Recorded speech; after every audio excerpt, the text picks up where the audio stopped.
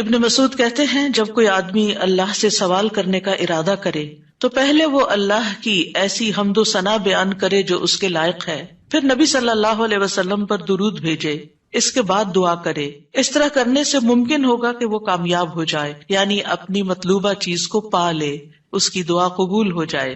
حضرت علی رضی اللہ عنہ کہتے ہیں ہر دعا روک دی جاتی ہے یہاں تک کہ محمد صلی اللہ علیہ وسلم پر درود پڑھا جائے۔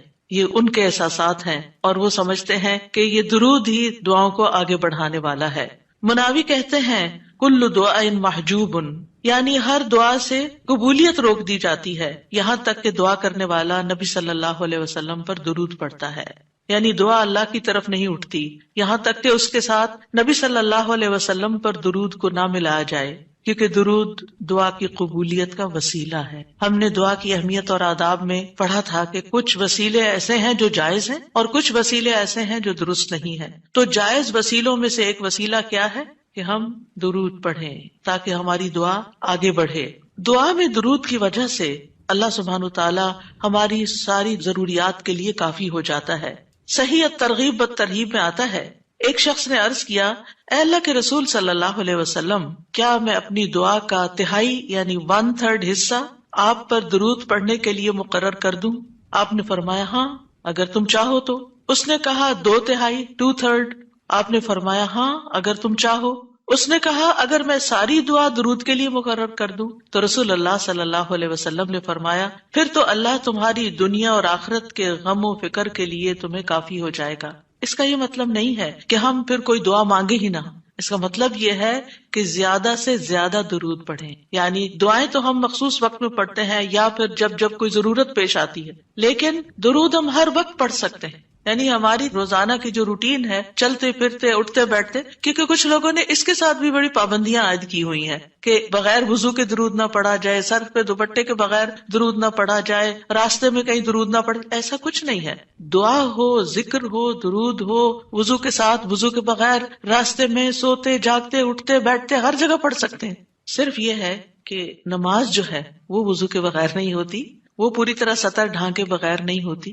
آپ لمبی سے لمبی نماز پڑھ رہے ہیں لیکن آپ نے ایسا دوپٹہ اوڑا ہوا ہے کہ آپ کے بال جھلک رہے ہیں تو آپ کی نماز نہیں ہوگی، آپ کی محنت ضائع ہو جائے گی۔ لیکن درود شریف کے وقت اگر آپ کام کر رہے ہیں، مثلا کھانا پکا رہے ہیں اور آپ نے دوپٹہ اتار کے ایک طرف رکھا ہوا ہے کہ بار بار وہ بیچ میں اٹک رہا ہے تو کوئی حرج نہیں، سر ننگا بھی ہے تو درود شریف پڑھ سکتے ہیں۔ تو درود شریف پڑھتے رہنے سے انسان کے سارے مسائل حل ہو جاتے ہیں، خاص طور پر اگر آپ کے دل پر بوجھ ہے، غم ہے، پریشانی ہے تو درود ان چیزوں کو دور کرنے والا ہے، ان کا ازالہ کرنے والا ہے۔ یہ دنیا اور آخرت کی خیر کو جمع کرنے والا ہے، کیونکہ اللہ تعالیٰ جس کو غم اور فکر میں کافی ہو جائے تو ایسا شخص دنیا اور آخرت دونوں کی پریشانیوں سے نکل جائے گا، کیونکہ نبی صلی اللہ علیہ وسلم نے درود کی فضیلت کیا بتائی کہ پھر اللہ تعالیٰ اس کو دنیا اور آخرت کے ہم و غم کے لیے کافی ہو جائے گا، یعنی پھر سارے معاملات آپ کے اللہ کے سپرد ہو جائیں گے۔ یعنی اذن یکفیک اللہ ما اہمک، تمہاری دینی، دنیاوی، اخروی معاملات، ہر چیز میں جو پریشانیاں ہیں انشاءاللہ وہ دور ہو جائیں گی۔ اس کی وجہ کیا ہے؟ اس کی وجہ یہ ہے کہ انسان اللہ سبحانہ وتعالیٰ کی طرف متوجہ ہوتا ہے اور ایک محسن کے احسانات کو یاد کرتا ہے، یعنی جیسے شکر نعمتوں کو بڑھاتا ہے نا، لَإِن شَكَرْتُمْ لَأَزِيدَنَّكُمْ، اگر تم نے شکر ادا کیا تو میں تمہیں کیا کروں گا؟ اور نعمتیں دوں گا۔ درود شریف کیا ہے؟ اگر آپ غور کریں تو درود کیا ہے؟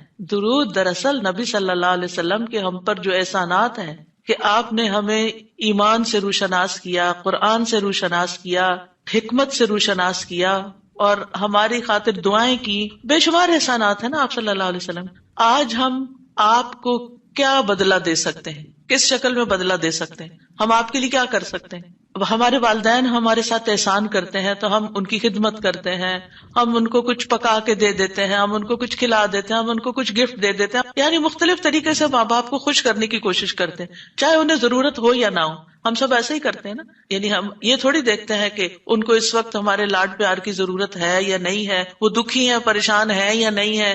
ہم اپنی محبت کا اظہار کسی نہ کسی شکل میں کرتے رہتے ہیں۔ وہ فوت ہو جاتے ہیں تو پھر کیا کرتے ہیں؟ پھر ان کو وزٹ نہیں کر سکتے، ان کو دیکھ نہیں سکتے، ان کو کچھ دے نہیں سکتے، انہیں کچھ کھلا پلا نہیں سکتے، پھر ہم ان کے لیے بس صرف دعائیں کرتے ہیں یا صدقہ خیرات کر دیتے ہیں. یہی چیزیں ان کو فائدہ دیتی ہیں. نبی صلی اللہ علیہ وسلم کے احسانات ہم پر سب انسانوں سے زیادہ ہیں، ہمارے ماں باپ سے بھی زیادہ ہیں ہم پر. اگر ہم سیرہ پڑھیں اور دیکھیں کہ آپ نے کتنے دکھ اٹھائے، کتنے غم اٹھائے، کتنی پریشانیوں سے گزرے، تو حیران ہو جاتا ہے انسان کہ اتنی بھی سچی خیرخواہی کسی انسان کے اندر ہو سکتی. النبی اولی بالمؤمنین من انفسہم، نبی تو تم سے بھی زیادہ تمہارے لیے مہربان ہے. یعنی ہم اپنی جانوں کے بارے میں اتنے فکر مند نہیں ہوتے، ہم اپنے آپ کو خود جہنم کی آگ سے بچانے کے لیے وہ فکر نہیں کرتے جتنی فکر ہمارے نبی صلی اللہ علیہ وسلم نے ہمارے لیے کی. تو ان کے احسانات کا بدلہ کیسے دیں گے ہم ان کے لیے کیا کریں گے؟ ہم ان کے لیے درود پڑھیں گے. تو یہ درود کا پڑھنا، آپ کے احسانات کا بدلہ تو ہم کہاں سے دے سکتے ہیں، لیکن اس کے جواب میں ایک شکریہ ادا کرنے کا انداز ہے، ان کی مہربانیوں کو ایکنالج کرتے ہیں. کیونکہ جو شکر گزار انسان ہوتا ہے وہ دنیا میں بھی مطمئن ہوتا ہے، اس کی ایک فلفلمنٹ ہوتی ہے، اور پھر یہ ہے کہ اس کے آگے کے مرحلے بھی آسان ہوتے. وہ جس کے ساتھ بھی شکر گزاری کا معاملہ کرتا ہے، عام انسانوں کے ساتھ بھی، تو وہ ان کا محبوب بن جاتا ہے. تو جب ہم اللہ تعالیٰ کا شکر ادا کرتے ہیں تو کیا ہم اللہ کے محبوب نہیں ہوں گے؟ جب ہم رسول اللہ صلی اللہ علیہ وسلم کا شکریہ ادا کرتے ہیں، اور شکریہ ادا کرنا صرف زبان سے تھینک یو کہنا نہیں ہوتا، وہ مختلف طریقے سے کسی کو دعا دینا بھی. یعنی اگر ہم کسی کے احسان کا بدلہ صرف دعا کی شکل میں بھی دیتے ہیں تو یہ بھی شکریہ ادا کرنے کی بہت بڑی قسم ہے. اور پلٹ کر واپس تو اپنے اوپر ہی آتا ہے. یعنی جب شکر کسی کا ادا کرتے ہیں، جب کسی کے احسان مند ہوتے ہیں، ایک ہوتا ہے بس صرف تکلفاً رسماً ایک فیشن کے طور پہ، ایک روٹین کے طور پر کسی کو تھینک یو بول دینا، نہیں، دل سے جینوئنلی دوسرے کا شکر گزار ہونا، یہ اس کے دل میں آپ کی محبت بڑھاتا ہے. اس میں آپ کی نیت یہ نہیں ہوتی کہ وہ مجھ سے محبت کرے، نہیں، آپ اس کو اکنالج کر رہے ہوتے ہیں، اس کا احسان مان رہے ہوتے ہیں، اور اللہ تعالیٰ اس کے دل میں آپ کی محبت ڈال دیتا ہے. اور جو ناشکرے انسان ہوتے ہیں، جو ناقدرے ہوتے ہیں، سب سے پہلے تو ہم اللہ ہی کے حق میں ناقدرے، وما قدر اللہ حق قدری، ہم نے اللہ کی قدر ہی نہیں کی جیسا قدر کرنے کا حق ہے. ہم نے نبی صلی اللہ علیہ وسلم کی قدر ہی نہیں کی جیسا کہ قدر کرنے کا حق ہے. تو ہماری یہ تسبیحات اور ہمارا یہ درود شریف اس قدر کی طرف بڑھنے کا ایک چھوٹا سا جسچر ہے کہ ہم واقعی اس بات کو مانتے ہیں کہ ان کے ہم پر احسانات تھے. لہٰذا جب ہم درود پڑھتے ہیں تو اس کا مطلب یہ ہے کہ ہم نے باقی چیزیں چھوڑی اور ہم آپ کا حق ادا کرنے کی طرف متوجہ ہو گئے. تو یہ چیز اللہ تعالیٰ کو کتنی پسند آتی ہوگی کہ یہ اپنے لیے کچھ نہیں مانگ رہا، اپنے لیے نہیں کچھ مانگ رہا، اپنی باتیں نہیں کر رہا، یہ اپنے غموں کو بھول کے، اپنے کاموں کو چھوڑ کے صرف نبی صلی اللہ علیہ وسلم پر درود بھیج رہا، یعنی ان کا احسان مان کر ان کا شکریہ ادا کرتے ہوئے ان کے لیے دعا کر رہا ہے. نبی صلی اللہ علیہ وسلم اللہ تعالیٰ کے محبوب ہیں، سب سے بہترین بندے ہیں، سب سے بہترین نبی ہیں. اللہ تعالیٰ ان سے محبت کرتا ہے. اللہ تعالیٰ فرماتے ہیں قل ان کنتم تحبون اللہ فاتبعونی یحببکم اللہ، کہہ دیجیے اگر تم اللہ سے محبت کرتے ہو میری اتباع کرو، اللہ تم سے محبت کرے گا. تو نبی صلی اللہ علیہ وسلم کی اتباع ہو، آپ کی سنتوں پر عمل کرنا ہو، آپ پر درود پڑھنا ہو، یہ سب کس میں اضافہ کرتا ہے؟ اللہ کی محبت بندے کو ملتی ہے. یحببکم اللہ، اللہ تم سے محبت کرے گا. اور اللہ تعالیٰ جس سے محبت کرے پھر اس کی تو بات ہی کیا، سیجعل لهم الرحمن ودا، اس کے مسائل کیسے حل نہیں ہوں گے؟ اس کے مسائل ضرور حل ہوں گے، اس کے غم دور ہوں گے، اس کی پریشانیاں دور ہوں گی. لہٰذا جب ہم اس سٹیٹ میں آ جاتے ہیں تو پھر آپ دیکھیں کہ یہ درجہ اس سے بھی بڑھ جاتا ہے جو ہم اپنے لیے خود کچھ مانگ رہے ہوتے ہیں نا. کیونکہ جب آپ کو کسی سے محبت ہوتی ہے تو آپ اس کے لیے کچھ بھی کرنے کو تیار ہوتے ہیں. یہ تو انسان کا حال ہے، انسان کی محبت ہے نا. تو جس انسان سے اللہ کو محبت ہو پھر اس کے مسئلے کیسے حل نہیں ہوں گے؟ اللہ سبحانہ وتعالیٰ اس کے لیے بہترین چیزیں کیوں نہیں کریں گے؟ تو اس طرح یہ درود جو ہے وہ دعا سے بھی بازی لے جاتا ہے کہ انسان اللہ کی محبت حاصل کر لیتا ہے، اور اس کے نتیجے میں دعائیں قبول ہوتی ہیں اور اللہ تعالیٰ کی طرف سے رحمتیں آتی ہیں، درجے بلند ہوتے ہیں، گناہ معاف ہوتے ہیں. لیکن اس کا یہ مطلب ہرگز نہیں کہ آپ باقی دعائیں نہ مانگیں، کیونکہ خود نبی صلی اللہ علیہ وسلم نے ساری دعائیں مانگی ہیں. یہ جو ہم آپ کو جتنی بھی دعائیں سکھا رہے ہیں یہ مسنون دعائیں ہیں، ان کو دعا سمجھ کے پڑھیں اور اس کو ریپیٹڈلی پڑھیں، کیونکہ دعا میں تکرار بھی ضروری ہے. ہم آداب میں پڑھ چکے ہیں، اصرار ضروری ہے، تکرار ضروری ہے، افتقار ضروری ہے. تو اپنی محتاجی، اپنی عاجزی، اپنی ہمبلنس کو ظاہر کرتے ہوئے اللہ تعالیٰ سے مانگتے رہیں. تو درود جو ہے اس کے بارے میں جو قرآن مجید میں آتا ہے، آیت دوبارہ سنتے ہیں، بے شک اللہ اور اس کے فرشتے نبی پر رحمت بھیجتے ہیں، اے لوگو جو ایمان لائے ہو تم بھی ان پر درود بھیجو اور خوب خوب سلام بھی بھیجتے رہا کرو۔ ان اللہ وملائکتہ یصلون علی النبی، اللہ سبحانہ وتعالی خود اور اس کے فرشتے نبی صلی اللہ علیہ وسلم پر درود بھیجتے ہیں۔ اللہ سبحانہ وتعالی درود بھیجتے ہیں، اس کا کیا مطلب ہے؟ یعنی اللہ سبحانہ وتعالی ملائے اعلیٰ میں، آسمانوں کی بلند مجلس میں اپنے بندے، اپنے نبی محمد صلی اللہ علیہ وسلم کی تعریف کرتے ہیں، ان کے بلند مرتبے اور ان کی بلند شان کی خبر دیتے ہیں۔ اللہ تعالیٰ ان کی خود تعریف کرتے ہیں، ثنا کرتے ہیں، آپ پر رحمتیں اور برکتیں نازل کرتے ہیں۔ اور فرشتے بھی درود بھیجتے ہیں، جیسے فرشتے تسبیح کرتے ہیں نا، اور جیسے کائنات کی باقی چیزیں سب اللہ کی حمد و ثنا کرتے ہیں، تو نبی صلی اللہ علیہ وسلم پر بھی فرشتے درود بھیجتے ہیں۔ اور ان کا درود بھیجنا کیا ہے کہ آپ کے لیے رحمت اور مغفرت اور بلندی درجات کی دعا، یعنی ایک تو فرشتے ایمان والوں کے لیے دعا کرتے ہیں، دوسرا یہ کہ فرشتے نبی صلی اللہ علیہ وسلم کے لیے خاص دعائیں کرتے ہیں۔ تو اگر اللہ تعالیٰ ان پہ درود بھیجتا ہے، ان پہ رحمتیں نازل کرتا ہے، فرشتے درود بھیجتے ہیں، تو پھر اہل ایمان کو کیا کرنا چاہیے؟ پہلے اللہ تعالیٰ اور فرشتوں کی بات کی گئی تاکہ ہمارے اندر بھی شوق پیدا ہو کہ ہم بھی درود بھیجیں۔ یا ایھا الذین آمنوا صلوا علیہ وسلموا تسلیما، اے ایمان والو تم بھی آپ پر خوب خوب درود اور سلام بھیجو، صلاۃ و سلام بھیجو۔ یعنی پہلے آسمان والوں کی خبر دی گئی کہ فرشتے ایسا کر رہے ہیں، پھر زمین والوں کو حکم دیا جا رہا ہے کہ تم بھی ایسا کرو۔ قرطبی کہتے ہیں اس آیت کے ذریعے اللہ نے اپنے رسول کو آپ کی زندگی میں، یعنی رسول اللہ صلی اللہ علیہ وسلم کی زندگی میں اور آپ کی وفات کے بعد آپ کو شرف و مرتبہ بخشا ہے، اور آپ کے مقام اور مرتبے کو بیان کیا ہے کہ آپ کا کیا مقام ہے، تاکہ ہم ایمان والے اس مقام کو سمجھیں۔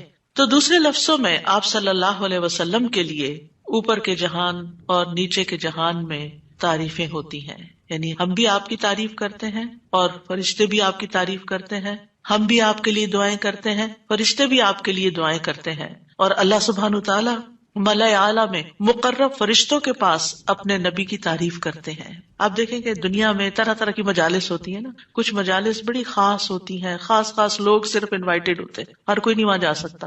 آسمانوں میں بھی خاص مجالس، اللہ سبحانہ وتعالیٰ کے جو خاص مقرب فرشتے ہیں جنہیں وہ حکم دیا گیا تھا کہ آدم کو سجدہ کرو، جن کے سامنے اللہ تعالیٰ نے یہ بات رکھی تھی کہ میں آدم کو پیدا کرنے جا رہا ہوں۔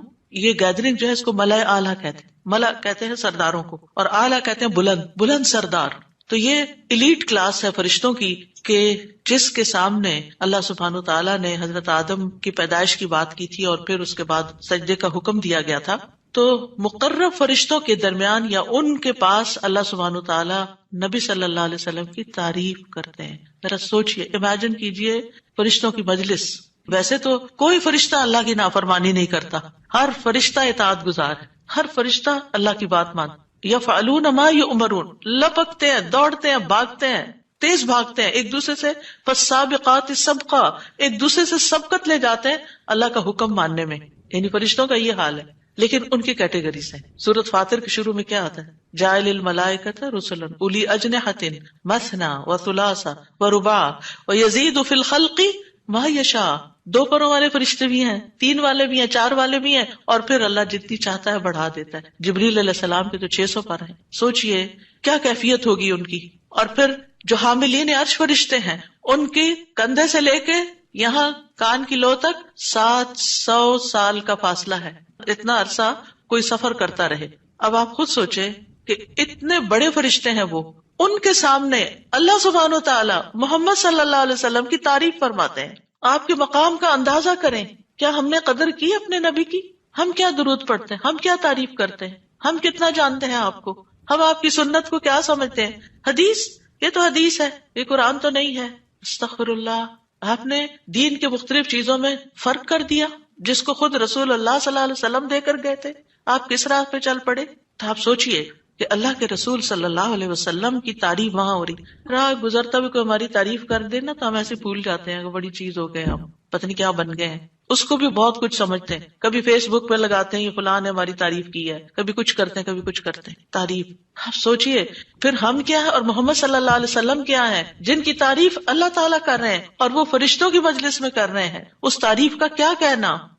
ایسے پیغمبر پر، ایسے نبی پر کیا ہم درود نہیں بھیجیں گے؟ کیا ہم ان کے لیے دعائیں نہیں کریں گے؟ اللہ سبحانہ وتعالیٰ سے ان کے لیے وسیلہ نہیں مانگیں گے؟ تو صلاۃ کا جو لفظ ہے، صلاۃ کا لفظ اس کے معنی میں رحمت بھی ہے، ذکر خیر بھی ہے، دعا بھی ہے. رحمت، ذکر خیر اور دعا. قاموس میں ہے الصلاۃ الدعاء والرحمت والاستغفار وحسن الثناء من اللہ عز وجل علی رسولہ صلی اللہ علیہ وسلم. صلاۃ سے مراد دعا، رحمت، استغفار اور اللہ عز وجل کی طرف سے اس کے رسول کی تعریف ہے. یعنی درود کا یہ مطلب ہے، یعنی اللہ تعالیٰ کی طرف سے صلاۃ بھیجنے کا مطلب کیا کہ اللہ تعالیٰ آپ سے راضی ہیں اور آپ پر رحمت نازل کرتے ہیں. ٹھیک ہے، یعنی اللہ تعالیٰ آپ پر درود بھیجتے یعنی آپ پر رحمت نازل کرتے ہیں اور آپ سے راضی ہیں. ابن قیم کہتے ہیں نبی صلی اللہ علیہ وسلم پر اللہ کے صلاۃ بھیجنے سے مراد اللہ سبحانہ تعالیٰ کا آپ کی تعریف کرنا ہے اور آپ کی دیکھ بھال کرنا ہے اور آپ کے شرف کو ظاہر کرنا ہے اور آپ کی فضیلت اور حرمت کو ثابت کرنا ہے. اور فرشتوں کے صلاۃ بھیجنے کا مطلب کہ وہ دعا کے معنی میں ہے کہ وہ نبی صلی اللہ علیہ وسلم کے لیے دعا مانگتے ہیں. اور یہ بھی ممکن ہے کہ وہ اللہ سبحانہ تعالیٰ کے ساتھ مل کر نبی صلی اللہ علیہ وسلم کی تعریف کرتے ہیں کہ فرشتے بھی آپ کی تعریف کرتے ہیں. ابو عالیہ کہتے ہیں کہ معزز فرشتوں کا صلاۃ بھیجنا ان کا دعا کرنا ہے نبی صلی اللہ علیہ وسلم کے لیے. ابن عباس کہتے ہیں یصلون کا مطلب ہے وہ برکت کی دعا کرتے ہیں. یہ سارے معنی میں اختلاف نہیں ہے، یہ مختلف طریقے سے صلاۃ کے لفظ کو واضح کیا گیا. کیونکہ عام طور پر ہمیں لفظ درود کا بھی مطلب کوئی نہیں آتا ہوتا، یعنی کہ اگر کسی سے پوچھے درود کیا ہوتا ہے کچھ پتہ نہیں، بس ہوتا ہے درود. تو عربی میں درود نہیں کہتے، یہ فارسی کا لفظ ہے. عربی میں صلاۃ کہتے ہیں اور صلاۃ میں یہ سارے معنی آ جاتے ہیں جو میں عرض کر رہی ہوں. اور امت کو کیا حکم ہے کہ وہ آپ کے لیے دعا بھی کریں اور آپ کے حکم کی تعظیم بھی کریں. آپ کے حکم کو جو نبی صلی اللہ علیہ وسلم کا حکم ہے اس کو سب کے حکم پر فوقیت دیں، اس کو بڑا سمجھیں. ایک طرف ماں باپ کا حکم، ایک طرف رسول اللہ صلی اللہ علیہ وسلم کا حکم. اگرچہ اللہ سبحانہ تعالیٰ نے ہمیں ماں باپ کے ساتھ احسان کا حکم دیا ہے، ان کی بات ماننے کے لیے بھی کہا ہے، لیکن ان کے مقابلے میں اگر رسول اللہ صلی اللہ علیہ وسلم آ جاتے ہیں تو پھر ہمیں رسول اللہ صلی اللہ علیہ وسلم کی بات کو فوقیت دینی ہے، ترجیح دینی ہے، اہمیت دینی ہے. کیونکہ وہ شخص مومن ہی نہیں ہو سکتا جس کو نبی صلی اللہ علیہ وسلم اس کے والدین، اولاد اور سب انسانوں سے زیادہ محبوب نہ ہو جائیں. یہ ایمان کا کرائیٹیریا ہے. سارے انسانوں، چاہے کوئی کتنے بڑے بڑے اسکالرز ہوں، سائنٹسٹ ہوں، ریسرچرز ہوں، چاند پہ جانے والے لوگ ہوں، جو مرضی ہوں، جہاں رسول اللہ صلی اللہ علیہ وسلم کی بات آ گئی یہ بات سچی ہے. صدق اللہ و رسولہ، اللہ اور اس کے رسول نے سچ کہا ہے. صحیح اوتھینٹک حدیث سامنے آ گئی ہے، ایسا ہی کرنا چاہیے. ریسرچز کہتی ہیں شہد نہ کھایا جائے کیونکہ اس میں بہت سویٹنس ہے. نہیں، قرآن کہتا ہے کہ شہد میں شفا ہے. نبی صلی اللہ علیہ وسلم نے تجربہ کروایا تھا ایک شخص کو، وہ شہد سے پہلے بیمار ہوا تھا اور پھر اسی سے ہی وہ ٹھیک ہوا تھا جس کا پیٹ خراب ہوا تھا. ہمارا یقین ہے اگر شہد خالص ہے، شہد شہد ہے، کچھ اور نہیں، تو پھر اسی میں ہی شفا ہے. یہ ہو نہیں سکتا کہ جو بات قرآن کہہ دے اور جو بات نبی صلی اللہ علیہ وسلم کہہ دے پھر اس میں کوئی شک باقی رہے. کوئی شک نہیں. ہمیں اس شک کو دل سے نکالنا ہے. دو چیزیں ایمان میں خلل ڈالتی ہیں، شبہات اینڈ شہوات. کیونکہ جب ہمارے اندر ڈاؤٹس آ جاتے ہیں نا کسی چیز کے بارے میں تو پھر ہمارا یقین اٹھ جاتا ہے، پھر ہمارا عمل کمزور ہو جاتا ہے. اور اسی طرح جب ہماری خواہشات آگے آ جاتی ہیں تو پھر ہم لیزی ہو جاتے ہیں، ہم اپنی مرضی پسند کے محبوب کام کرنے لگتے ہیں اور دوسرے کاموں کو پیچھے کر دیتے ہیں، چاہے وہ ہمارے لیے زیادہ فائدے کی کیوں نہ ہو. ابن قیم کہتے ہیں ہمارا آپ پر صلاۃ بھیجنا یہ ہے کہ ہم اللہ تعالیٰ سے مطالبہ کرتے ہیں، ہم اللہ تعالیٰ سے دعا کرتے ہیں، اللہم، کہ اے اللہ ہمارے نبی کی اور بھی زیادہ تعریف کریں اور آپ کی فضیلت اور شرف کو ظاہر کریں اور آپ کی تکریم اور اپنی قربت کا آپ ان کے لیے اظہار کریں. یعنی اے اللہ تعالیٰ آپ ان کو اور زیادہ محبوب بنا لیں اور زیادہ ان کو عزت دیں اور زیادہ ان کے درجے بلند کریں. اور یہ سچے دل سے تو دعا اسی کی ہوگی نا جو نبی صلی اللہ علیہ وسلم سے محبت کرتا ہوگا اور آپ کی اہمیت کو جانتا ہوگا. ان لوگوں کا درود کیا درود ہوگا جو نبی صلی اللہ علیہ وسلم کو وہ عزت اور مقام دیتے ہی نہیں جو واقعی ان کا ہے. کیونکہ جب تک کسی سے محبت نہ ہو تو اس کے لیے اس درجے کی دعا بھی نہیں ہو سکتی. چاہے دن میں کوئی 10 دفعہ آپ سے کہنا میرے لیے دعا کرو، آپ کریں گے، لیکن اس پیار سے وہ دعا نہیں نکلے گی جس پیار سے وہ دعا نکلے گی جس سے آپ کے لیے محبت. وہ نہ بھی کہ تو آپ اس کے لیے دعائیں کرتے رہتے ہیں. اور پھر یہاں پر اس آیت میں صرف صلاۃ کی بات نہیں بلکہ کیا فرمایا؟ وَسَلِّمُوا تَسْلِيمًا. سلموا، آپ کو سلام کا تحفہ بھی دیں، صرف صلاۃ نہیں بلکہ سلام بھی کریں. تسلیم کا کیا مطلب ہے؟ کہ آپ پر خیر و برکات نازل ہوں، آپ پر اللہ کی رحمتیں اور سلامتیاں ہوں، اور آپ ہر طرح کی تکالیف اور آفتوں سے محفوظ رہیں، ہر طرح کے نقائص سے پاک رہیں. جب ہم کہتے ہیں نا اللہم سلم علی محمد، درود ویسے تو یوں پورا پڑھ کر اللہم صلی وسلم علی نبینا محمد، تو اس کا مطلب کیا ہے کہ یا اللہ محمد صلی اللہ علیہ وسلم کے لیے آپ کی دعوت میں، یعنی آپ نے جو دعوت دی لوگوں کو اسلام کی طرف، آپ کی امت میں اور آپ کے ذکر خیر میں ہر طرح کی سلامتی لکھ دے، ہر طرح کے نقص سے سلامتی ہو جائے. اور اس طرح امت آپ کے لیے جتنی دعائیں کرتی جا رہی ہے، یعنی جب سے نبی صلی اللہ علیہ وسلم کے بارے میں یہ آیت اتری اور جب سے صحابہ کرام اور پھر تابعین تبع تابعین اور امت کے باقی لوگ ان ساری صدیوں میں آپ کے لیے یہ دعا کر رہے ہیں، ان ساری دعاؤں کے اس درود کے نتیجے میں آپ کا مقام بلند ہوتا جا رہا ہے، ہوتا جا رہا ہے، ہوتا جا رہا ہے. آپ سوچئے کہ اللہ سبحانہ وتعالیٰ کتنا قدردان ہے. نبی صلی اللہ علیہ وسلم نے اپنی نبوت کی مختصر زندگی میں جو محنت کی سو کی، لیکن اس کا انعام اور صلہ کتنی خوبصورت شکل میں اللہ تعالیٰ دے رہا ہے کہ دنیا میں آپ کا نام بلند کر رہا ہے اور آپ کو بلندی عطا کر رہا ہے اور آپ کے لیے سب سے دعائیں کرنے کو کہہ رہا ہے. یعنی درود کیا ہے؟ نبی صلی اللہ علیہ وسلم کے لیے دعا، اور وہ دعائیں اللہ تعالیٰ قبول بھی کرتے جا رہے ہیں اور اس کے نتیجے میں نبی صلی اللہ علیہ وسلم کے درجات بلند ہوتے چلے جا رہے ہیں. تو سوچئے جو سنت کی پیروی کرے گا، جو آپ کے مشن کو آگے لے کے بڑھے گا، جو اخلاص کے ساتھ اس رستے کو اپنائے گا، جو یہی کام کرے گا جو محمد صلی اللہ علیہ وسلم نے کیے، جو آپ کا پیروکار ہوگا، جو آپ کی سنت کا متبع ہوگا، جو آپ کے اس مشن یعنی دین کی تبلیغ کے کام کو آگے لے کر بڑھے گا، کیا اللہ تعالیٰ اس کو ایسے ہی چھوڑ دیں گے؟ کیا اللہ سبحانہ تعالیٰ اس کی قدر نہیں کریں گے؟ ہم سب انسان کسی نہ کسی طرح دنیا میں بلندی چاہتے ہیں، کوئی ڈگری کے ذریعے، کوئی مال کے ذریعے، کوئی کسی ذریعے دوسروں سے آگے نکلنا چاہتا ہے، بلند مرتبہ ہونا چاہتا ہے، لیکن اس راستے کو چھوڑ دیتے ہیں کیونکہ اس راستے کو بظاہر یوں لگتا ہے کہ اس سے کیا ملے گا ہمیں، اس سے کون سی بلندی مل جائے گی، اور اس طرح ہم نبی صلی اللہ علیہ وسلم کے طریقہ کار کو چھوڑ کر اور طریقوں کو اختیار کرنے لگتے ہیں. ہم سمجھتے ہیں شاید اس میں زیادہ خیر ہے یا اس سے ہمیں زیادہ بھلائی یا کوئی بڑائی مل جائے گی. نہیں، اصل بات یہ ہے کہ ہمیں جو عزت یہ دین دے سکتا ہے، جو مرتبوں کی بلندی، جو اللہ کی رحمتیں، جو خیر اور لازوال نعمتیں جنہیں کبھی ختم نہیں ہونا، جو اس راستے سے مل سکتی ہیں، وہ دنیا میں کوئی اور راستہ ہے ہی نہیں ان سب نعمتوں کو پانے کا. پھر بھی ہم اپنے دین کو حقیر سمجھتے ہیں اور دین کی خدمت کو فارغ وقت کا کام سمجھتے ہیں اور پورے خوشی اور محبت اور خلوص کے ساتھ یہ کام نہیں کرنا چاہتے. ہمیں ضرورت رہتی ہے کہ کوئی اور آئے، دھکا سٹارٹ کرے اور پھر ہم آگے بڑھیں، کوئی ہمیں موٹیویٹ کرے تو پھر ہم کچھ کریں. ہم خود سے کچھ کرنے والے نہیں. ہم کس بات کے انتظار میں ہیں؟ اصل مشکل یہ کہ ہمارے یقین میں کمی ہے، تو اس یقین کو بڑھانے کی ضرورت ہے. تو اللہ سبحانہ وتعالیٰ اپنے فرشتوں کے بعد ایمان والوں کو حکم دیتا ہے کہ اے مومنو، تم تو زیادہ حقدار ہو کہ نبی پر درود و سلام بھیجو، کیونکہ تمہیں ان کی رسالت سے جو برکتیں حاصل ہوئی ہیں، جو فیض حاصل ہوا ہے، وہ فرشتوں کو تو نہیں ہوا نا. فرشتے تو پہلے سے اللہ کی عبادت کرے. ہمیں عبادت کے طریقے کس نے سکھائے؟ محمد صلی اللہ علیہ وسلم نے سکھائے. آپ کی بدولت ہمیں یہ ساری نعمتیں ملی، تو ہمیں تو زیادہ پھر درود بھیجنا چاہیے. تو صلو علیہ وسلموا تسلیما. تو آپ کا حق اور آپ کی عزت اور آپ کی قدردانی صرف یہ نہیں کہ ہم آپ کی شان میں کوئی گستاخی نہ کریں یا کوئی گستاخی کرے تو اس کے پیچھے پڑ جائیں. آپ کا مقام اس سے زیادہ کا متقاضی کہ آپ پر درود و سلام بھیجا جائے. اور یہ قرآن سے بھی ثابت، اور یہ سنت سے بھی ثابت، اور یہ فرشتوں کا طریقہ بھی ثابت. اسی لیے آپ دیکھیں کہ نماز کے اندر درود پڑھنا واجب ہے. واجب ہے. اگر آپ نے التحیات پڑھ کے سلام پھیر دیا، درود نہیں پڑھا، تو آپ کی نماز ناقص ہے.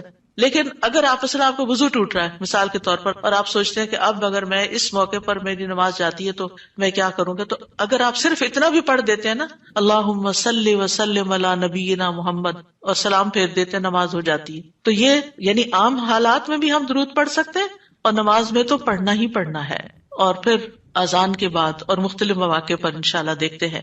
شیخ سعدی کہتے ہیں آپ صلی اللہ علیہ وسلم پر درود بھیجنا اللہ سبحانہ تعالیٰ اور اس کے فرشتوں کی اقتدا ہے اور جو حقوق ہم پہ عائد ہوتے ہیں اس کا بدلہ دینا بھی مقصود ہے. آپ کی محبت اور آپ کی تکریم کی علامت ہے. جو آپ سے جتنی محبت کرے گا اتنا ہی درود بھیجے گا. پھر یہ اجر و ثواب کے حصول کا ذریعہ بھی ہے. سبحان اللہ، یعنی جب کوئی انسان شکر گزار ہوتا ہے، قدردان ہوتا ہے، تو اللہ تعالیٰ اس کی کیسی قدردانی کرتے ہیں. درود ہم آپ پر پڑھتے ہیں، ثواب ہمیں مل رہا ہوتا ہے. کوئی احسان نہیں ہے کسی پر، آپ کو بھی ساتھ ہی فائدہ ہو گیا. اور پھر یہ ایمان کی علامت ہے، کیونکہ جو آپ سے محبت نہیں کرتا اس کا ایمان مکمل نہیں. اور پھر آپ کی توقیر جس کا حکم اللہ تعالیٰ نے دیا اس کی علامت بھی ہے. لِتُؤْمِنُوا بِاللَّهِ وَرَسُولِهِ وَتُعَزِّرُوهُ وَتُوَقِّرُوهُ وَتُسَبِّحُوهُ بُكْرَةً وَأَصِيلًا، تاکہ تم اللہ اور اس کے رسول پر ایمان لاؤ اور اس کی مدد کرو اور اس کی تعظیم کرو اور دن کے شروع اور آخر میں تسبیح کرو. نبی صلی اللہ علیہ وسلم کے امت پر جو احسانات ہیں ان کا تھوڑا سا ذکر کرنا اس لیے ضروری ہے تاکہ یاد تازہ ہو جائے کہ آپ کے ذریعے میں کیا کیا فیض ملا. سب سے بڑی بات یہ کہ وہ ہمارے بارے میں بڑے رحیم و شفیق تھے. لَقَدْ جَاءَكُمْ رَسُولٌ مِّنْ أَنفُسِكُمْ عَزِيزٌ عَلَيْهِ مَا عَنِتُّمْ حَرِيصٌ عَلَيْكُمْ بِالْمُؤْمِنِينَ رَءُوفٌ رَحِيمٌ. لوگوں تمہارے پاس تمہیں میں سے ایک رسول آیا ہے، اگر تمہیں کوئی تکلیف پہنچے تو اسے گراں گزرتی، اس کو تکلیف ہوتی ہے. کیا ہمارے اندر بھی دوسروں کے لیے ایسے احساسات ہیں کہ کسی کو تکلیف پہنچے تو ہمیں تکلیف ہو جائے؟ نبی صلی اللہ علیہ وسلم کو ایمان والوں کی تکلیف سے تکلیف پہنچتی تھی. وہ تمہاری فلاح کا حریص ہے. ہم ہیں لوگوں کی فلاح کے حریص کہ ان کو ہدایت ہو جائے، یہ دین کی طرف آ جائے. مومنوں پر نہایت مہربان اور رحم کرنے والا ہے. یہ ہیں ہمارے رسول جن کی گواہی اللہ تعالیٰ نے دی کہ ان کے اندر کے جذبات لوگوں کے لیے کیا ہے اور ان کا مشن کیا اور وہ چاہتے کیا ہیں آپ کے لیے، اور وہ کتنے شفیق اور مہربان ہے. یعنی ایک دائی کی بنیادی صفت ہونی چاہیے کہ وہ دوسروں سے محبت کرنے والا ہو، دوسروں کی خیر کرنے والا ہو. ہم بعض اوقات دین کا کام کرتے ہوئے اتنے پروفیشنل ہو جاتے ہیں کہ ہماری ٹون بھی بڑی اسپارٹ ہو جاتی ہے اور ہمارا انداز بھی بڑا تحکمانہ ہو جاتا ہے. ہم سمجھتے ہیں کہ ہم صحیح معنی میں خدمت کر رہے ہیں. نہیں، کہیں ایسا نہ ہو کہ اس کی وجہ سے لوگ دین سے ہی دور ہو جائیں. نبی صلی اللہ علیہ وسلم کا یہ طریقہ نہیں تھا. اللہ کی قسم، ہم جتنے سنت کے زیادہ قریب ہوں گے اتنے ہی زیادہ ہم دین کو فائدہ پہنچانے والے ہوں گے، اور جتنے سنتوں سے دور ہو جائیں گے اور آپ کے طریقے سے دور ہو جائیں گے آپ سے بھی اتنے ہی دور ہو جائیں گے اور دین کو بھی اتنا ہی نقصان پھر دیں گے. نبی صلی اللہ علیہ وسلم مومنوں پر ان کی جانوں سے بھی زیادہ قریب ہیں. النبی اولی بالمؤمنین من انفسہم وازواجہ امہاتہم. یہ نبی مومنوں پر ان کی جانوں سے زیادہ حق رکھنے والا ہے اور اس کی بیویاں ان کی مائیں ہیں. نبی صلی اللہ علیہ وسلم نے فرمایا، دنیا میں کوئی مومن ایسا نہیں جس سے میرا دنیا اور آخرت میں سب سے زیادہ قریب کا رشتہ نہ ہو. اگر چاہتے ہو تو یہ آیت پڑھ لو. یعنی صرف اس دور کے لوگوں کے لیے نہیں تھے آپ قریب، بلکہ ہمارے لیے بھی ہیں. فرمایا یہ آیت پڑھ لو، النبی اولی بالمؤمنین من انفسہم. نبی مومنوں پر ان کی جانوں سے بھی زیادہ قریب ہیں. لہٰذا جو کوئی مومن مر جائے اور مال چھوڑ جائے تو وہ اس کے خاندان کو ملے گا، اس کے وہ وارث ہوں گے. اور جو قرض یا عیال چھوڑ جائے وہ میرے پاس آئے، میں اس کا بندوبست کروں گا. آج کوئی حکمران، کوئی لیڈر ایسا ہے جو یہ کہے کہ تمہارا کوئی فوت ہو جائے، جو وہ چھوڑے وہ سب تمہارا، لیکن اگر کوئی تمہاری ضرورت ہے تو میرے پاس آ جاؤ؟ ایسی خیرخواہی محمد صلی اللہ علیہ وسلم کے اندر تھی اپنے ساتھیوں کے لیے. آپ امت کے لیے روتے تھے. نبی صلی اللہ علیہ وسلم نے ابراہیم علیہ السلام کے بارے میں یہ آیت پڑھی، رب انہن اضللن کثیرا من الناس فمن تبعنی فانہ منی.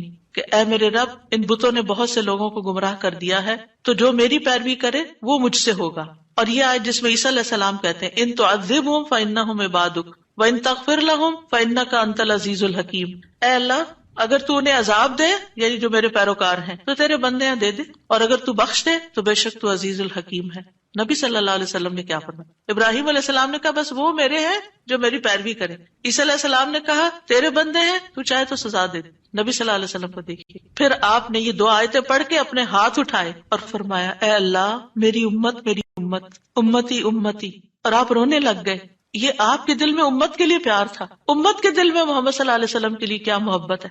تو اللہ عز و جل نے فرمایا اے جبریل جاؤ محمد کے پاس، حالانکہ تیرا رب خوب جانتا ہے، اور ان سے پوچھو کہ کیوں رو رہے ہیں. جبریل علیہ السلام آپ کی خدمت میں آئے اور آپ سے رونے کی وجہ پوچھی تو رسول اللہ صلی اللہ علیہ وسلم نے انہیں بتا دیا کہ میں اپنی امت کے لیے رو رہا ہوں، حالانکہ اللہ سب سے زیادہ جاننے والا ہے. تو اللہ تعالیٰ نے فرمایا اے جبریل محمد کی طرف جاؤ اور ان سے کہہ دو کہ ہم آپ کو آپ کی امت کے بارے میں ضرور راضی کر دیں گے اور ہم آپ کو غمگین نہیں کریں گے. اتنے حریص تھے وہ ہماری نجات کے اور ہماری فلاح کے. تو کیا وہ والدین سے بھی زیادہ پھر مہربان نہیں ہم پر؟ ہمارے ماں باپ ہماری دنیا کا غم کرتے ہیں، ہماری دنیا کی فکریں کرتے ہیں، ان کو کھانا کہاں سے ملے گا، ان کے فلاں چیز کا کیا ہوگا، فلاں چیز کا کیا ہوگا۔ نبی صلی اللہ علیہ وسلم ہماری دنیا کے تو پیچھے ہو گیا نا کہ جس کا عیال ہو، قرض دار ہو، میرے پاس آ جائے، لیکن ہماری آخرت کی فکر کرتے ہیں کہ میری امت کی بخشش ہوگی کہ نہیں ہوگی۔ ایک دفعہ کوئی لا الہ الا اللہ محمد الرسول اللہ کہہ کر اس دین میں داخل ہو جاتا ہے تو پھر محمد صلی اللہ علیہ وسلم اس کے لیے مہربان ہو جاتے ہیں، اس کے لیے غمگین ہو جاتے ہیں کہ اس کی بخشش ہو جائے۔ آپ ہر نماز میں امت کے لیے دعائیں کرتے تھے، ہر نماز میں۔ حضرت عائشہ کہتی ہیں میں نے رسول اللہ صلی اللہ علیہ وسلم کو خوش طبیعت دیکھ کر کہا اے اللہ کے رسول میرے لیے اللہ تعالیٰ سے دعا کریں۔ آپ نے فرمایا اللہم اغفر لعائشہ ما تقدم من ذنبها وما تأخر وما اسرت وما اعلنت، اے اللہ عائشہ کے سب گناہ بخش دے، جو اس نے پہلے کیے، جو بعد میں کیے، جو چھپا کے کیے، جو اعلانیہ کیے۔ خوشی سے حضرت عائشہ نے ہنسنا شروع کر دیا، یہاں تک کہ ہنستے ہنستے ان کا سر رسول اللہ صلی اللہ علیہ وسلم کی گود میں جا پڑا۔ آپ نے پوچھا کیا تمہیں میری دعا نے خوش کر دیا؟ انہوں نے کہا بھلا مجھے کیا ہے کہ آپ کی دعا خوش نہ کرے، آپ کی دعا سے ہی خوش ہوئی ہوں۔ آپ نے فرمایا اللہ کی قسم میں ہر نماز میں اپنی امت کے لیے یہ دعا کرتا ہوں۔ یہ احسانات ہیں آپ کے ہم پر، اور آپ نے اپنی مقبول ترین دعا جو تھی اپنی امت کے لیے محفوظ کر لی۔ نبی صلی اللہ علیہ وسلم نے فرمایا مجھ سے کہا گیا آپ مانگیں، کیونکہ ہر نبی نے مانگا ہے، ہر نبی کو ایک مقبول دعا دی گئی ہے کہ جو اللہ تعالیٰ ضرور قبول کرے گا، لیکن میں نے اپنا سوال قیامت کے دن کے لیے مؤخر کر دیا، ڈیلے کر دیا، وہاں جا کے مانگوں گا اور وہ تمہارے لیے ہوگا، اور لا الہ الا اللہ کی گواہی دینے والے ہر شخص کے لیے ہوگا۔ ہمیں اگر اللہ تعالیٰ کی طرف سے یہ پیغام آئے کہ کوئی ایک دعا مانگ لو وہ ضرور قبول ہوگی، تو ہم جھٹ سے اپنے لیے کوئی دنیا کی دعا مانگ لیں گے جو جلد ختم بھی ہو جانے والی۔ اس سے آپ کی حکمت کا اندازہ لگائیں اور ہمارے لیے آپ کی محبت کا اندازہ کریں۔ آپ کی وجہ سے امت کو شفاعت ملے گی۔ نبی صلی اللہ علیہ وسلم نے فرمایا مجھے 5 چیزیں ایسی دی گئیں جو مجھ سے پہلے کسی کو نہیں دی گئی، ان میں سے ایک مجھے شفاعت عطا کی گئی، یعنی نبی صلی اللہ علیہ وسلم کو شفاعت کا حق دیا گیا۔ نبی صلی اللہ علیہ وسلم امت کی شفاعت کی خاطر تمام رات فکر مند رہے۔ ابو ذر کہتے ہیں ایک مرتبہ رسول اللہ صلی اللہ علیہ وسلم نے نماز شروع کی اور ساری رات صبح تک ایک ہی آیت رکوع اور سجود میں پڑھتے رہے کہ اللہ اگر تو انہیں عذاب میں مبتلا کر دے تو یہ تیرے بندے ہیں، اور اگر تو انہیں معاف کر دے تو بڑا غالب حکمت والا ہے۔ جب صبح ہوئی تو میں نے عرض کیا یا رسول اللہ آپ ساری رات صبح تک رکوع اور سجود میں ایک ہی آیت پڑھتے رہے؟ آپ دیکھیے کہ وہ جو سوال اکثر آتا ہے نا کہ سجدے میں قرآنی دعا پڑھ سکتے ہیں یا نہیں، اس کا یہ جواب ہے، ٹھیک ہے، کہ قرآنی آیت جو دعا کی شکل میں ہو وہ پڑھ سکتے ہیں۔ آپ صلی اللہ علیہ وسلم نے فرمایا میں اپنے رب سے اپنی امت کے لیے سفارش کا حق مانگ رہا تھا، یہ دعا کر کے امت کے لیے سفارش کا حق مانگ رہا تھا جو اللہ نے مجھے عطا کر دیا، اور انشاءاللہ یہ ہر اس شخص کو نصیب ہوگی جو اللہ کے ساتھ کسی کو شریک نہیں ٹھہراتا، شرک نہیں کرتا۔ ابن عباس کہتے ہیں رسول اللہ صلی اللہ علیہ وسلم نے فرمایا اللہ نے میرے لیے میری امت کی غلطی اور بھول چوک اور جس پر ان کو مجبور کر دیا جائے اس سے درگزر فرمایا ہے، اور یہ بھی آپ کا ایک احسان ہے ہم پر۔ نبی صلی اللہ علیہ وسلم نے اپنی امت کو مشقت میں نہیں ڈالا، بس وہ کام سکھائے جو وہ کر سکتے تھے آسانی سے۔ آپ صلی اللہ علیہ وسلم نے فرمایا اگر میری امت پر مشقت نہ ہوتی تو میں انہیں ہر نماز کے وقت وضو کرنے کا حکم دیتا، یعنی چاہے وضو ہوتا پھر بھی دوبارہ حکم دیتا، لیکن اگر وضو ہے تو دوبارہ نہ بھی کرو، یہ آسانی دی آپ نے۔ آپ اپنی امتیوں کو آگ سے بچانے کی شدید حرص رکھتے تھے۔ نبی صلی اللہ علیہ وسلم نے ایک مرتبہ فرمایا میری مثال اور لوگوں کی مثال اس شخص کی طرح ہے جس نے آگ روشن کی، جب اس کے چاروں طرف روشنی پھیل گئی تو پروانے اور کیڑے مکوڑے جو آگ پہ گرتے ہیں اس میں گرنے لگے۔ وہ آدمی ان کو آگ سے دور کرتا ہے لیکن وہ اس کے قابو میں نہیں آتے بلکہ آگ میں داخل ہو جاتے ہیں۔ اسی طرح میں تمہاری کمروں سے پکڑ پکڑ کر تمہیں آگ سے روکتا ہوں اور تم اس میں گرتے جاتے ہو، یعنی میں تمہیں روکتا ہوں کہ وہ غلط کام نہیں کرو کہ جو آگ کی طرف لے جانے والے ہیں، اور تم رک نہیں رہے۔ اسی طرح آپ صلی اللہ علیہ وسلم نے اپنے بعد آنے والے امتیوں کے لیے بھی محبت کا اظہار کیا ہے۔ حدیث میں آتا ہے آپ نے فرمایا کاش میں اپنے بھائیوں سے مل پاتا۔ نبی صلی اللہ علیہ وسلم کے صحابہ نے عرض کیا کیا ہم آپ کے بھائی نہیں؟ آپ نے فرمایا تم میرے صحابہ ہو، میرے بھائی وہ لوگ ہیں جو مجھ پر ایمان لائے ہوں گے لیکن میری زیارت نہ کر سکے ہوں گے، یعنی آپ کے بعد دنیا میں آئے ہیں۔ پھر یہ ہے کہ درود شریف پڑھنے کے فائدے کیا ہیں؟ یہ تو تھا کہ آپ کے احسانات ہیں ہم پر، لہٰذا ہمیں انسان ہونے کی حیثیت سے ہمارے اوپر لازم ہے کہ احسان کا بدلہ چکائے اور ہم آپ پر درود پڑھیں۔ لیکن ویسے فائدے کیا ہیں؟ ایک بار درود بھیجنے پر 10 رحمتیں ملتی ہیں، صحیح مسلم کی روایت میں آتا ہے۔ سنن نسائی میں آتا ہے جو شخص مجھ پر 1 مرتبہ درود بھیجے گا اللہ اس پر 10 مرتبہ رحمتیں نازل کرے گا